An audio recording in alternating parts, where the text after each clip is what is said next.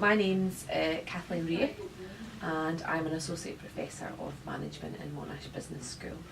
My research is focused on issues surrounding discrimination and inequality in the labour market.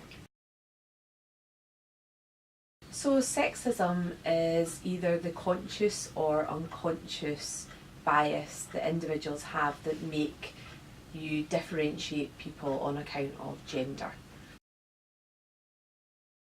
So I look at how the subtle processes that we use in day-to-day, everyday interaction result in differentiating between men and women, and also marginalising or promoting particular forms of masculinity or femininity. I think one of the really interesting things about sexism is often that it's not overt, especially in today's society, but it's often quite implicit. So it's a feeling, an uncomfortable feeling that you get that something might have happened because you're a woman or because you're a young woman, but you can't really put your finger on it, and you don't want to say anything because then you might be seen as the problematic one. So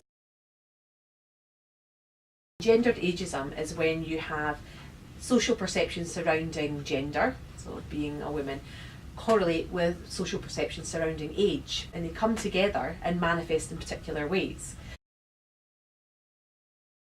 So if we look at the case of younger women, they're treated differently or marginalised, not just because they're women or not just because they're young, but because they're younger women. So they may be overlooked, they may be seen as not as serious or not as confident in some way, or as they get older they may be seen as ready to go maternity, so not really focused on their careers.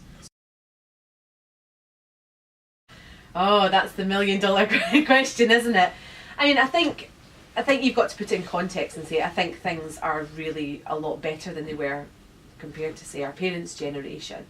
And one of the challenges is that with all the legislation and also social perceptions is it's actually been driven underground. So do I think there's been a revolution in terms of how people think about men and women? Probably not. Do they express it differently? Yes, they do. So I think sexism is still prevalent in terms of the way that we treat men and women differently for non-legitimate reasons. I think we'd be naive to think that we're not privy or we're not influenced by social perceptions. So right from the beginning we get messages about what we're supposed to be doing. So women are seen as being in the caring roles, men are seen as being in the kind of strategic roles, the leadership roles, and those messages start right at the beginning. If you look at toy aisles in terms of how toys are differentiated, or dressing up costumes, what men and what boys and what girls are supposed to dress up at, these things are really, the seeds are sown really early on. So of course I think I've been influenced. I think what's important to remember is that even when you're influenced in those ways, that you're introduced to a variety of different settings. So when I was younger I wanted to be an engineer. Why did I want to be an engineer? Because my dad was an engineer and he said that was okay for a woman to be an engineer. He introduced me to female engineers. So a lot of it's about kind of exposure in some way. Have I been subject to sexist perceptions? Of course I have. So I think one of the big problems is that we always think that sexism happens, but not in this space. So we see organisations say, we know that sexism exists, but not here. Okay, well it does, it exists in every single organisation, and you see it in those little day-to-day interactions. I think there's a lot of things that need to change, particularly surrounding the workplace. I think there needs to be expectations that these perceptions we have of how men should behave and how women should behave are benefiting and also marginalising both men and women. So when we have an expectation, for example, of a manager or a leader being someone who has a wife, a stay-at-home wife who works 8 hours a week, who has unending time and passion to commit to the company, that's not just negatively affecting women, it's also negatively affecting men as well, because they don't have the option to flexibly work or stay at home with their children and so on and so forth. So I think that's one thing we have to change in terms of expectations surrounding how we work. The second thing I think is we have to stop fixing the woman.